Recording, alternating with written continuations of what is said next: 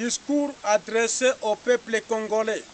Mon peuple, en rapport aux réactions et propos des acteurs nationaux qu'étrangers sur la macabre situation de guerre et tueries perpétrées visant la balkanisation de notre pays. Il n'est pas décisif ce qui nous attaque, mais ce que nous défendons. Et ce que nous défendons, c'est notre droit à la liberté, à l'autodétermination, les droits à une défense et gestion patriotique, à notre souveraineté, les droits à une vie digne, respectable et la restauration du respect de la nation congolaise par le monde. Le monde et son fonctionnement destructif sont en voie de changement. Plusieurs de nos compatriotes semblent ne pas les remarquer. Ils s'engagent volontairement dans le système d'or et déjà trébuchant, en processus de décomposition globale. Pour quelles raisons insistes-tu sur la continuité de prédation? À vous de me le dire. Chers compatriotes, la coalition nationale du peuple pour la souveraineté du Congo, en cycle CNPCC, sous la bénédiction de son leader politique et militaire, son Excellence William Amouri Yakotumba, apparaît une fois de plus sur les ondes pour vous faire voir ses raisons de s'engager dans la guerre en République démocratique du Congo, qui en sont multiples, mais aujourd'hui, trouvons nécessaire de vous mettre en lumière seulement un seul motif, celui de l'agression étrangère, qui tend vers la balkanisation de notre pays, que nous sommes tous appelés de défendre. Et c'est là au nom du Seigneur, l'Éternel Dieu des armées, qui est notre Dieu. Lisez des Chroniques chapitre 7 et verset 14. Amen.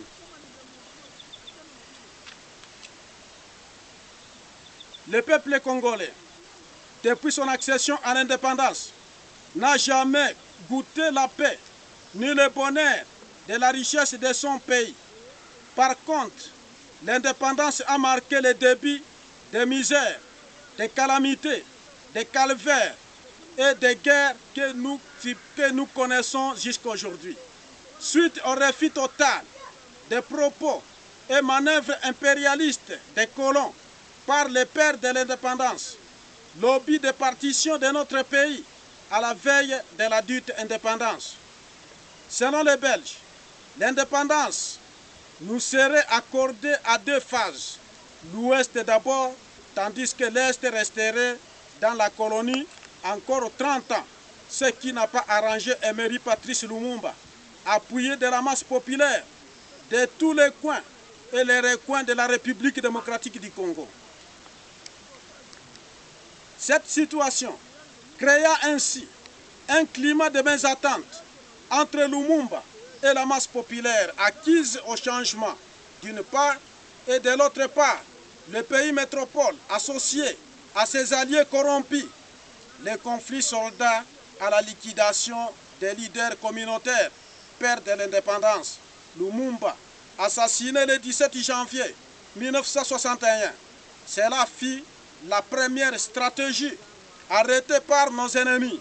Et ensuite, pour la deuxième stratégie, ils préconisèrent la transplantation d'un autre peuple non autochtone dans la chaîne de Momitumba, à l'est de la République démocratique du Congo, zone surnommée scandale géologique par les experts de la communauté économique européenne, CEE, au cours de leur prospection effectuée après la Deuxième Guerre mondiale, suite à l'abondance et diversité des minéraux découverts dans cette contrée.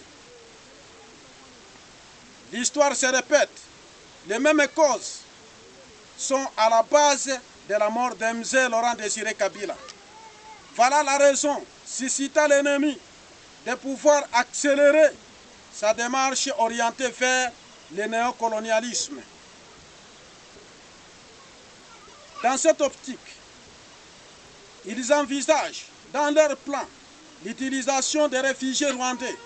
Pour cette fin, peuple qui a fui leur pays d'origine, le Rwanda, pendant la guerre de Kigeri V, datée des années 1956, 57, 58, traversa ainsi la Ruzizi, puis accueilli et installé par le Haut Commissariat des Nations Unies pour les réfugiés, HCR, dans les 3 camps, dont Katobo, Lemera et Murenge, dans la plaine de la Ruzizi en territoire d'Uvira.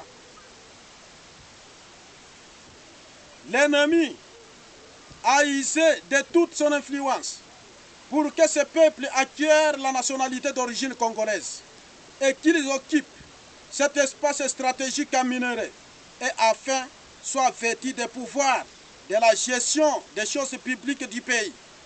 Dans cet environnement, l'ennemi vise l'accès libre de son exploitation de nos ressources naturelles. Chers compatriotes, ne vous trompez pas et ne vous laissez pas tromper. La guerre que nous subissons, quelle que soit vêtue par risque de diverses connotations, en vue de déstabiliser les patriotes, c'est une guerre de minerais. C'est une guerre de minerais nous importée par les groupes d'intérêt extérieurs qui téléguident les événements dans notre pays, ainsi de leurs répondants. Ils exploitent nombreux compatriotes à leurs fins égoïstes, tout en s'employant farouchement à diaboliser et dénigrer la force patriotique que le peuple congolais dispose. Leur obsession est orientée vers notre coalition CNPCC parce qu'elle est non achetable. Ils ont abusivement dans nos noms.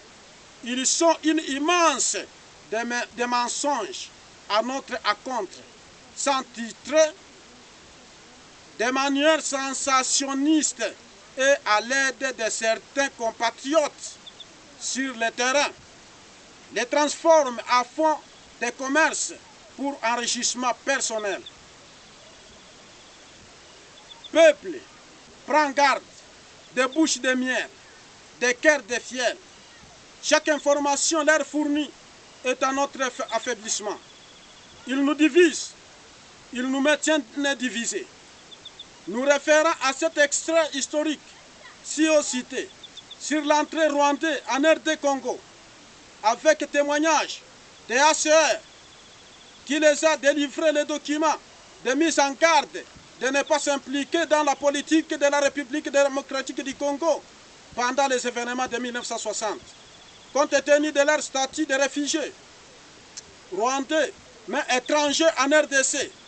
Des documents que la CNPCC dispose comme preuve incontestable par l'opinion tant nationale qu'internationale.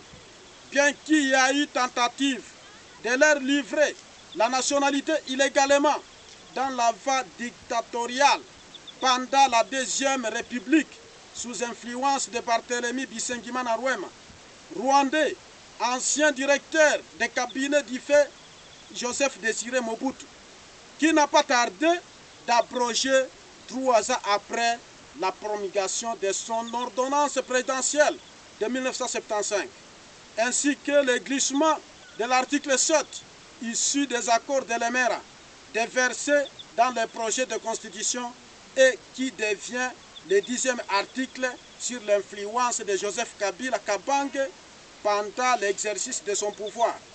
Projet qui est passé au référendum constitutionnel, sans toutefois passer à l'échéance ou étape de vulgarisation des textes constitutionnels au sein de la population, qui devait se faire pendant 90 jours avant la tenue des scrutins et qui n'a pas été fait. Mon peuple périt par manque de connaissances, par manque d'informations et formation politique. Sans le savoir, c'est comme ça, le peuple congolais a voté positivement à ce projet qui deviendra la constitution de la République démocratique du Congo par arise de Joseph Kabila.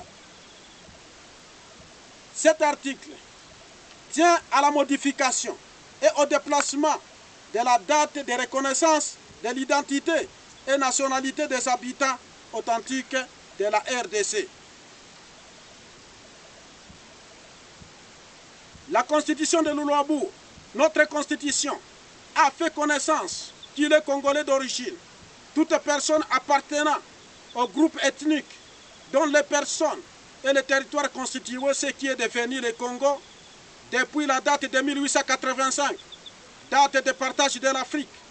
Mais cette date a été changée dans la nouvelle et actuelle constitution qui stipule dans son article 10, je cite, est considéré congolais d'origine toute personne appartenant au groupe ethnique dont la personne et le territoire constituent ce qui est devenu le Congo, présentement la République démocratique du Congo à l'indépendance.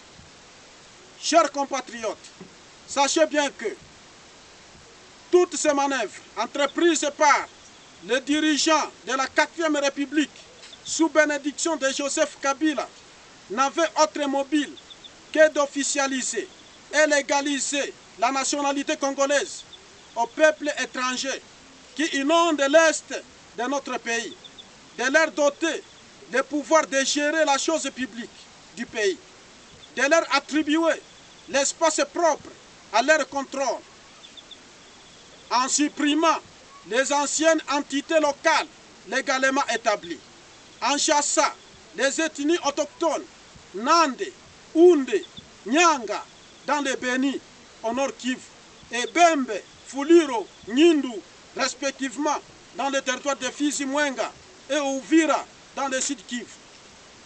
Et tous ceux qui persistent de quitter les lieux sont exposés aux tueries, assassinats de tout genre. Nous ne manquerons à citer quelques cas illustratifs tels que, au début de la guerre de Afdel, les premiers assassinats ont vu jour à Itombwe de notre chef coutumier Mouniaka Henri Spak, du groupement Bassi Mouniaka, avec 7 autres personnes par les réfugiés rwandais basés à Minembwe. Pasteur Ndolo, ainsi que notre professeur Moulinja, dont les corps furent abandonnés au repas des chiens, sans compter le massacre de Makobola par Mweto Chetan, massacre de Kazumba, Wimbi, dans la province du Tanganyika, massacre de Kichula, de Kasika et de Kabara, Ngurube, dont ça est dit adepte de la 3e église, Malkia Waoubembe, furent massacrés dans leur temple pendant qu'ils priaient. Parmi eux, les femmes et les enfants étaient aussi assassinés. Aussi nous évoquons les récents assassinats de chef Kawaza en plein marché de Daoberwa par Semaurungure et Nyamusaraba. Chef Muninga de Ibumba, assassiné à la sortie des réunions de pacification de Minembwe. Assassinat du chef de groupement Kamwina Nsapu au Kassai et ses centaines d'adeptes. Chef Mouhiye de Buronge et ses 5 enfants.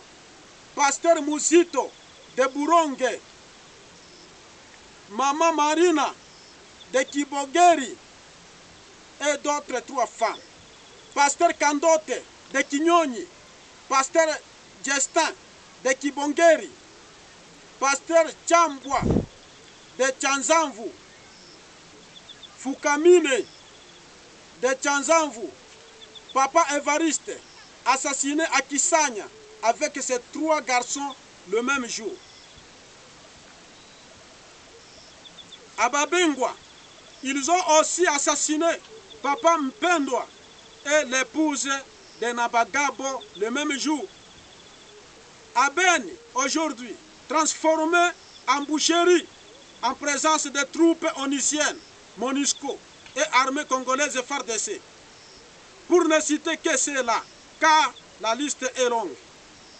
Ce climat de terreur et de désolation d'assassinats perpétrés présente aujourd'hui le principal élément déclencheur de la guerre à l'est de la République démocratique du Congo. C'est ainsi le peuple s'est soulevé, non seulement pour s'autodéfendre, mais aussi bouter hors nos frontières tous les étrangers auteurs et meneurs de troubles en RDC. Chers et frères, nous sommes également censés de vous rappeler sur l'identification de nos ennemis, en vue de cibler avec précision l'ennemi à attaquer pour sauver notre patrie. Devons icto facto savoir que l'ennemi en soi n'a pas de couleur. À part l'ennemi étranger et agresseur que nous combattons, nous avons parmi nos compatriotes des léopards déguisés en peau de brebis qui nuisent les intérêts de leur propre nation. Ils sont nombreux et très nombreux encore au service de l'ennemi. Ils sont dans le gouvernement, dans les institutions étatiques, dans les entreprises, dans les services spécialisés. Nous les trouvons aussi dans les organisations non gouvernementales, en train de tromper le peuple par les discours sans réalisation. Ainsi dit-on, l'Afrique des slogans doit céder place à l'Afrique du travail, a dit William Amouri Yakutumba. Ces ONG trompent les gens avec leurs projets soi-disant de développement, mais de très faibles financements qui n'arrivent pas à couvrir les besoins du peuple. Dans la main gauche, ils brandissent les projets de développement. Ils organisent les rencontres. Dans les réunions, ils prêchent les dialogues de pacification, d'unité et de cohabitation mutuelle, la paix, tandis que sur la main droite, ils tiennent les armes. Ils font couler le sang du peuple congolais. Ils sèment la terreur, massacrent, créent le climat de désolation, tout en favorisant l'inondation massive des étrangers à l'Est, dans l'accomplissement de leur mission de balkanisation de notre pays. Refusons la balkanisation, refusons la balkanisation, refusons la balkanisation au nom du peuple congolais. Et à mon nom propre, la coalition nationale du peuple pour la souveraineté du Congo lance l'appel à tous les Congolais de se tenir debout